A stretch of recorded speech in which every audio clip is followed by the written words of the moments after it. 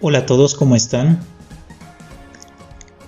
El día de hoy tenemos este nuevo tema, el de fisiología prenatal y parto.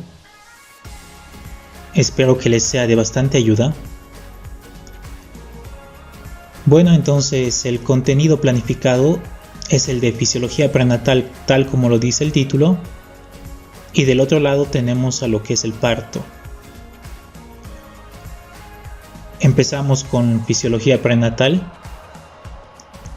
y aquí empezamos a mencionar que en los animales domésticos se puede dividir en 3 periodos principales: el periodo de huevo-cigoto, el periodo embrionario y el periodo fetal.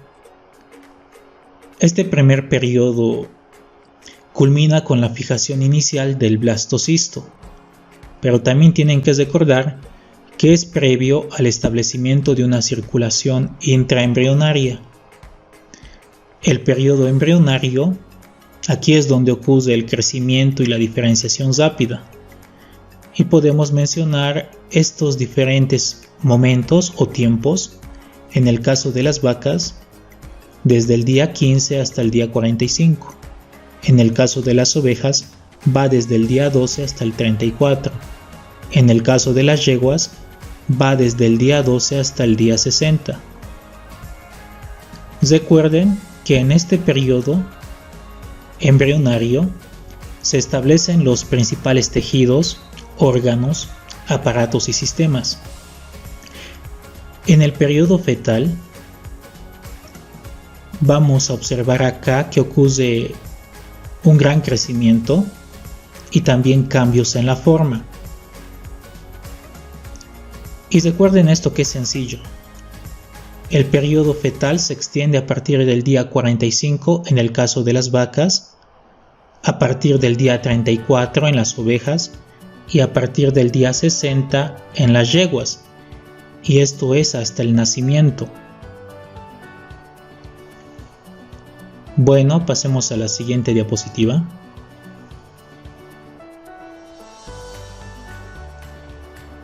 Acá recuerden que el blastocisto y el embrión son nutridos por lo que es el líquido endometrial.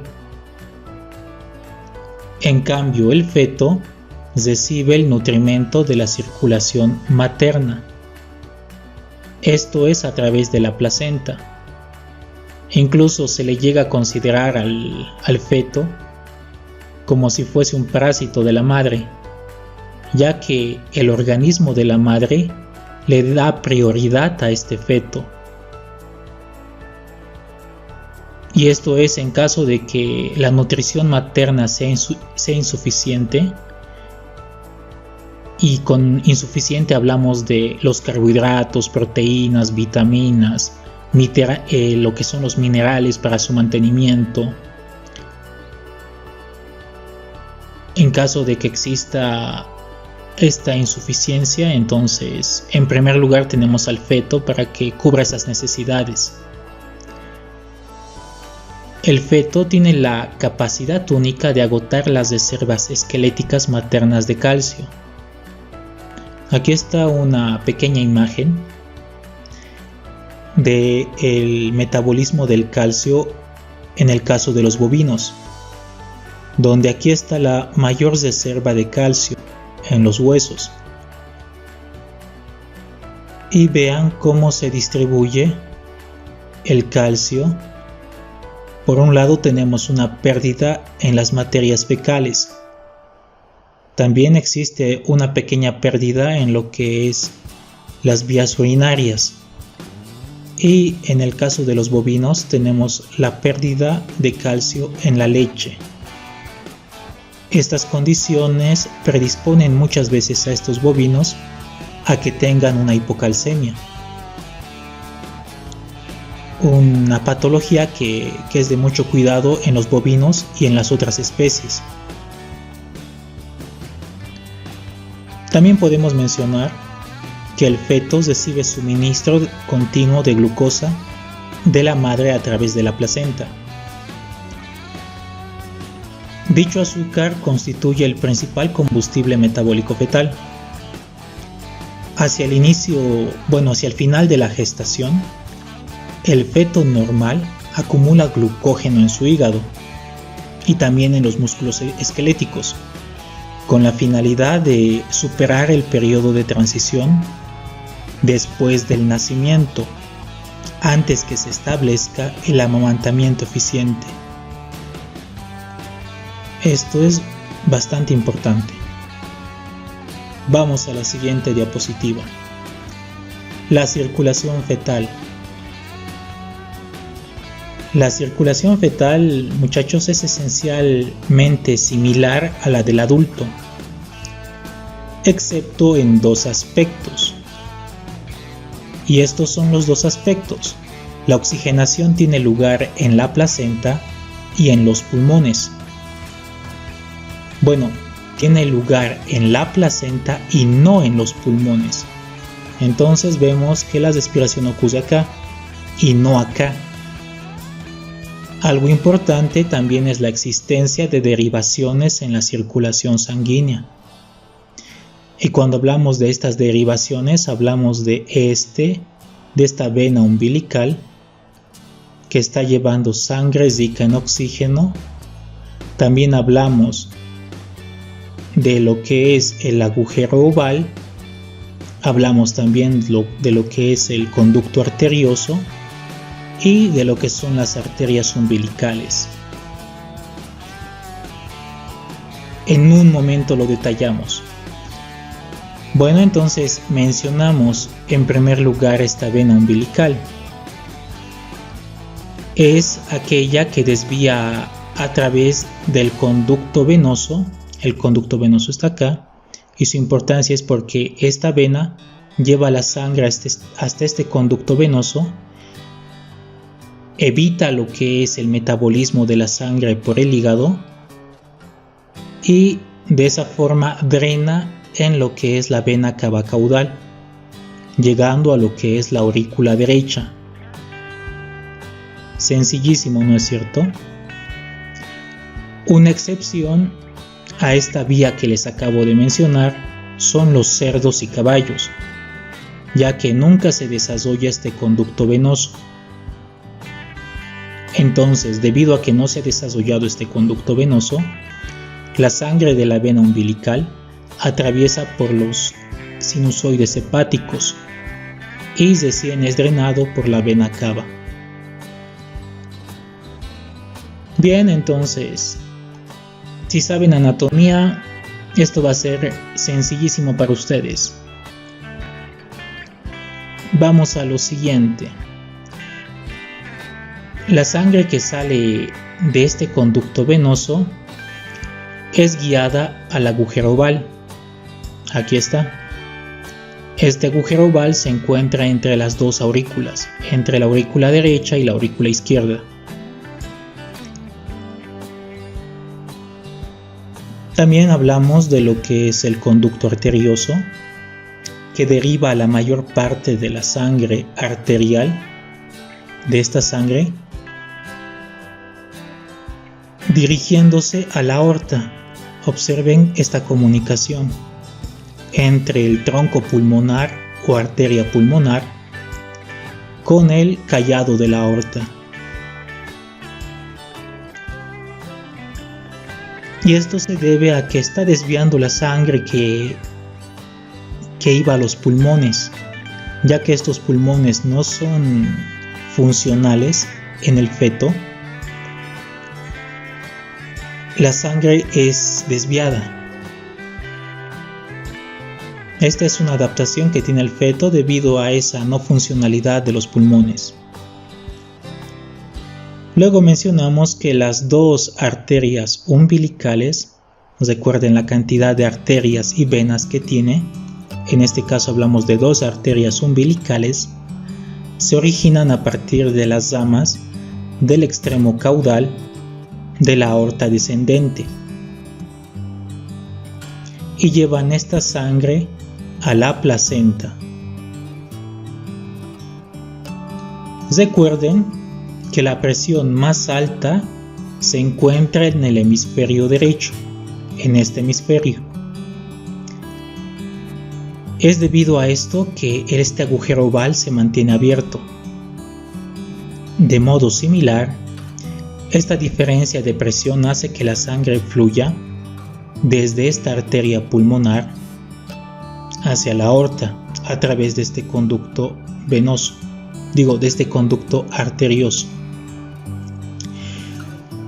Y bueno, eso es lo que es la circulación fetal. No es muy complicada.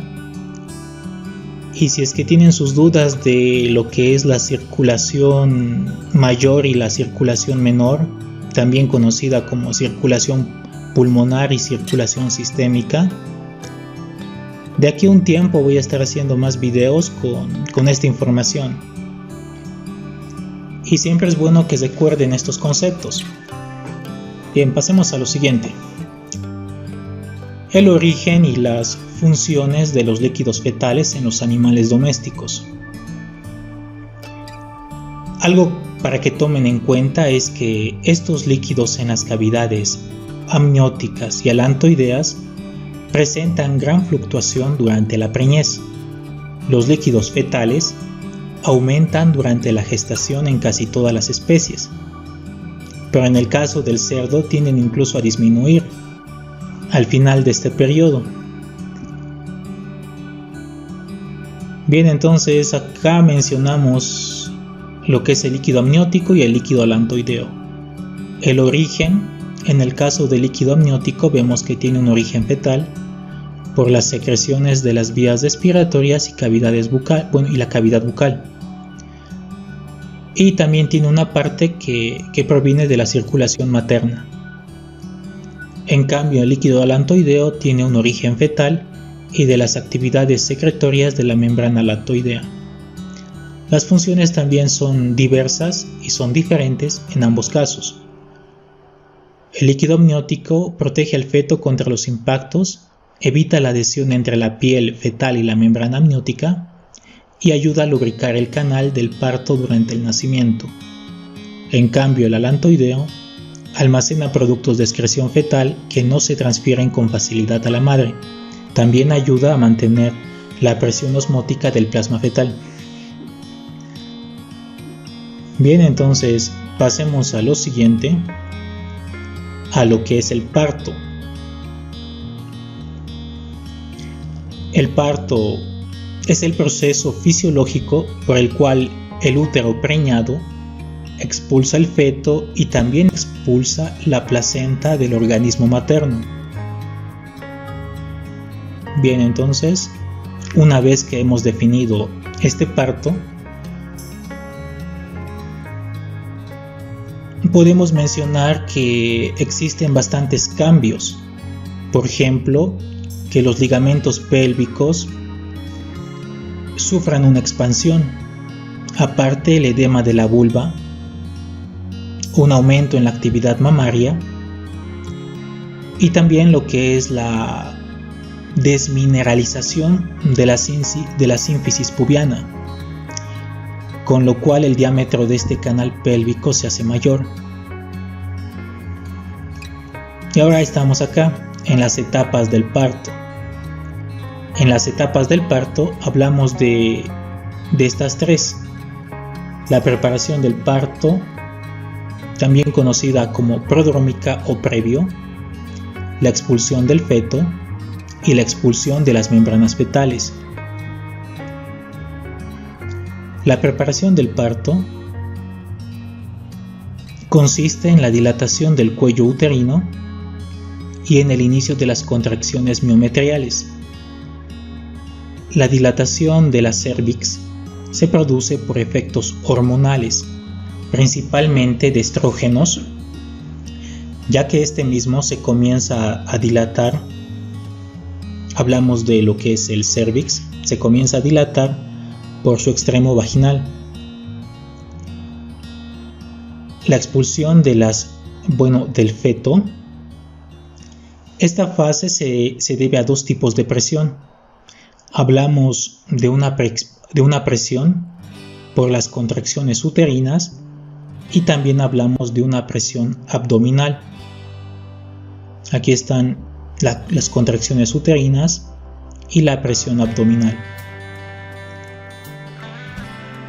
En caso de las contracciones uterinas vemos que son directas y se deben al aumento de la intensidad y la frecuencia. En el caso del abdominal, la hembra ejercerá presión de los músculos abdominales, debido a eso se llama presión abdominal. A esta comúnmente se la denomina labor de parto. La expulsión de las membranas fetales en la vaca y en la yegua se expulsa la placenta luego de varias horas, pero en especies políticas como son la cerda y la peza, las membranas fetales siguen o acompañan a las crías en su salida. Eso es algo que tienen que tomar en cuenta. Parto en diferentes especies. Aquí vamos a estudiar el parto en los bovinos, en los cerdos, en las ovejas y al final tenemos a lo que es la peza y el gato y la gata. Bueno, en caso de los bovinos, las contracciones uterinas se inician en el extremo anterior del cuerpo uterino. Durante el parto es probable que la separación de los cotiledones sea muy lenta, por lo que la circulación materna fetal continúa hasta el momento en que el beceso sea expulsado por completo. El cordón umbilical es lo suficientemente largo para no romperse mientras el feto se cose la mayor parte del canal materno. Esto permite que este feto sobreviva en casos de parto prolongado, que en la vaca puede ser incluso de 2 horas. Conforme el beceso atraviesa la vulva, el cordón umbilical se rompe, esto por sí solo. Por lo general el beceso establecido ya su propia respiración y no dependerá más de la oxigenación a través de la circulación placentaria. Un signo evidente de aproximación del parto es la relajación de los ligamentos pélvicos, lo cual es fácilmente reconocible. La glándula mamaria comienza a gotear leche más o menos entre unas 12 a 24 horas antes del parto. Eso es lo que podemos mencionar en un parto de un bovino. ¿Y qué pasará en el caso del cerdo? Bueno, en el caso de la cerda, cambia su comportamiento a través de la gestación.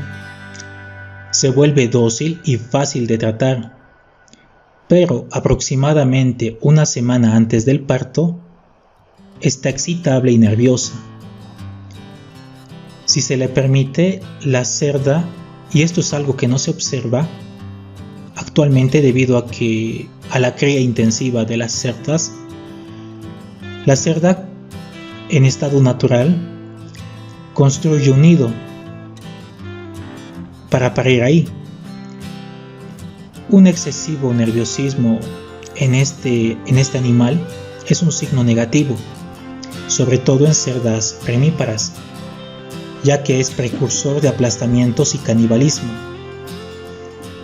El edema vulvar es muy evidente y se presenta dentro de los 7 días preparto.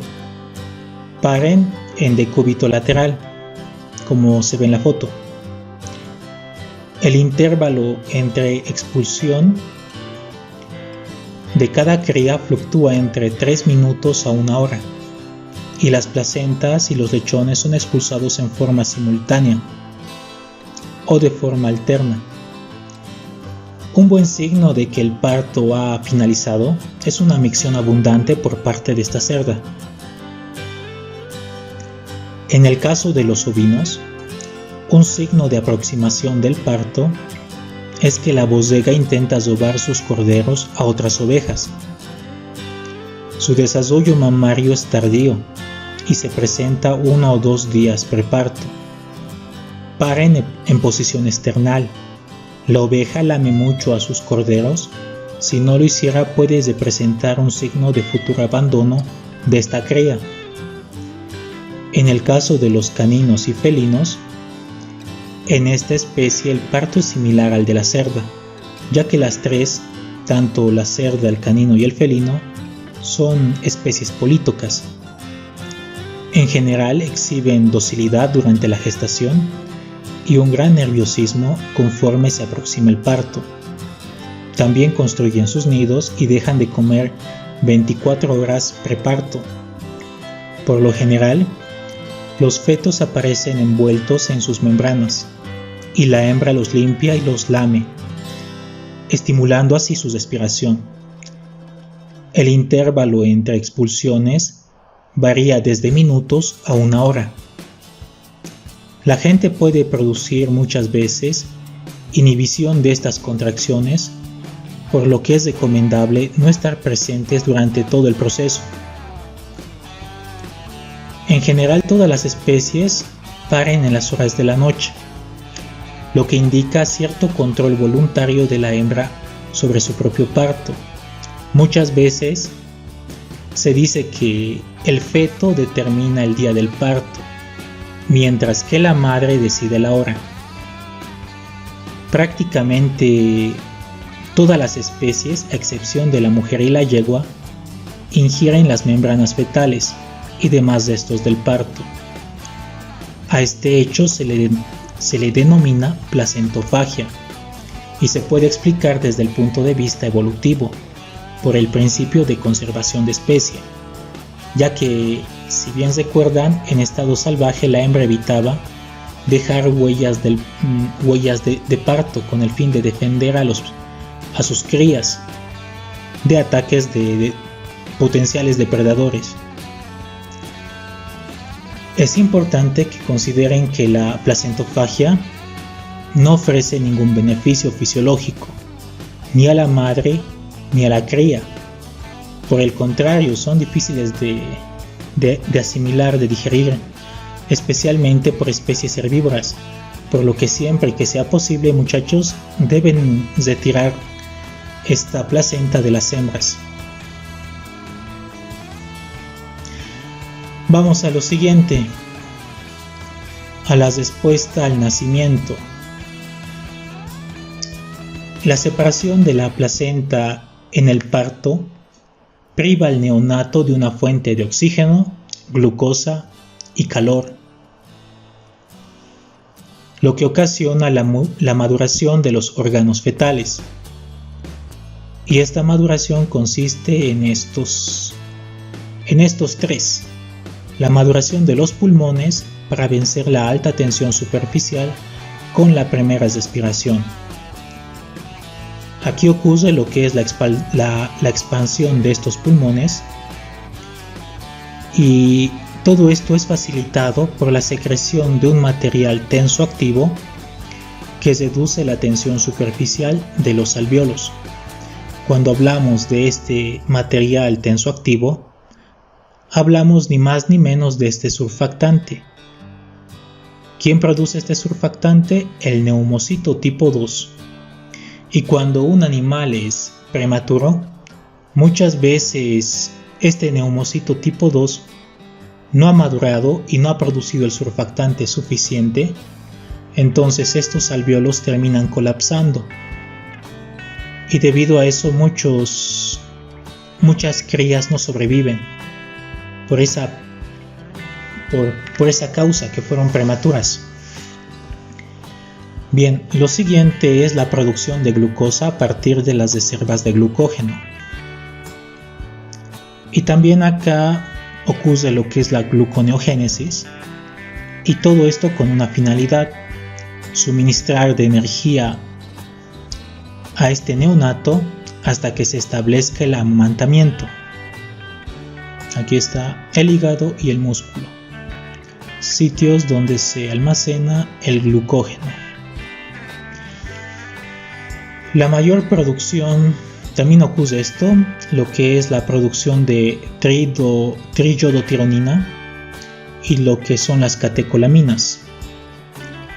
Esto con la finalidad de hacer frente al fuerte aumento en el índice metabólico y la regulación de la temperatura relacionada con el ambiente frío. sobre todo en las especies como los cerdos y los borregos, ya que son particularmente susceptibles a lo que es la temperatura ambiental baja. Y aquí vemos los cambios cardiovasculares que ocurren una vez que las crías ya han nacido. Con el cese de la circulación umbilical y el inicio de la ventilación pulmonar al nacimiento, ocurren estos cambios. Tenemos el cierre del conducto arterioso, que ya hablamos de él, y también el cierre del agujero oval, que también ya hablamos de él. Una vez más, el conducto arterioso se encuentra acá entre el tronco pulmonar y la aorta, y el callado de la aorta. Y el agujero oval, también conocido como foramen oval, se encuentra entre las dos aurículas. Sencillísimo, ¿no es cierto? Pues este es uno de los ajustes más importantes para la vida de este neonato y permite el flujo sanguíneo a través de los pulmones. El cierre del agujero oval ocurre en unas pocas horas en el caso de los potros y hacia el final de la primera semana en los corderos. Cualquier falla en el cierre de estos dos ocasionan patologías, incluso patologías que ustedes ya han debido estudiar, como la tetralogía de Fayot. Bien, pasemos a lo siguiente, a lo que es el estado inmunitario. Durante la vida prenatal, el feto sintetiza poco o nada de anticuerpos. Entonces, ¿cómo se los suministra? Pues estos anticuerpos los adquiere de la madre mientras aún se encuentra en el útero. En el caso, esto ocurre, esta inmunidad en el útero ocurre en ratas y conejos, o bien tales compuestos son secretados por las glándulas mamarias y adquiridos en la lactancia, y el resto de los animales domésticos obtienen sus anticuerpos mediante la lactancia. El intestino delgado es permeable a ellas durante un periodo de 24 a 36 horas después del nacimiento. Entonces, aquí vemos que el uso del calostro en este periodo de tiempo es fundamental. Este periodo de horas es en base a la bibliografía de Hafez. Posiblemente vean alguna diferencia dependiendo del libro que estudian. Y con todo esto de estas inmunoglobulinas, hablamos de una inmunidad pasiva, aquella que va de la madre al neonato, como en este caso y como en este caso. Bien, ya estamos casi acabando. Acá estamos en el puerperio. Este periodo se lo define como el lapso que va desde el parto hasta el momento en que el organismo materno ha recuperado su estado normal de no gestante, que ya está listo para la siguiente inseminación o siguiente monta. Y acá hablamos de la involución uterina, que es parte de este puerperio y consiste en la recuperación del tamaño y el funcionamiento normal de este útero después del parto. Depende de contracciones miometriales, de la eliminación de infecciones bacterianas y de la degeneración de este endometrio. ¿Qué secreciones uterinas se encuentran? Podemos encontrar en estas secreciones uterinas sangre, líquidos, restos fetales y tejido materno. Las condiciones estériles del útero que prevalecieron durante la preñez desaparecen en este parto. A través de este cuello dilatado entran bacterias patógenas y también las no patógenas, las cuales se reproducen rápidamente en este ambiente, ya que tiene sangre, líquidos de estos fetales y tejidos maternos. Es un ambiente propicio para estas bacterias. Entonces aquí podemos mencionar que existen 3 procesos para que después del parto este útero se prepare para la siguiente preñez. Un mecanismo de defensa que incluye la infiltración masiva de linfocitos en la luz uterina para fagocitar los patógenos principales que se encuentran al inicio del periodo posparto. También podemos mencionar que existe una secreción masiva de prostaglandinas durante las primeras semanas después del parto, lo que induce contracciones del miometrio y así como la evacuación de líquidos y desechos de membranas fetales que todavía se encontraban en este útero. Y también el estrógeno secretado por los ovarios antes de la primera ovulación hace que el útero sea más resistente a la infección. Ahora tomemos en cuenta que el endometrio se regenera por completo entre la segunda y tercera semana en la yegua y también en la cerda. En cambio, en los rumiantes, esto ocurre entre la cuarta y la quinta semana. Y con eso finalizamos lo que es la presentación de este tema. Sé que se ha alargado un poco más de lo que tenía planeado. Bueno, entonces agradezco su atención y nos vemos en el siguiente video.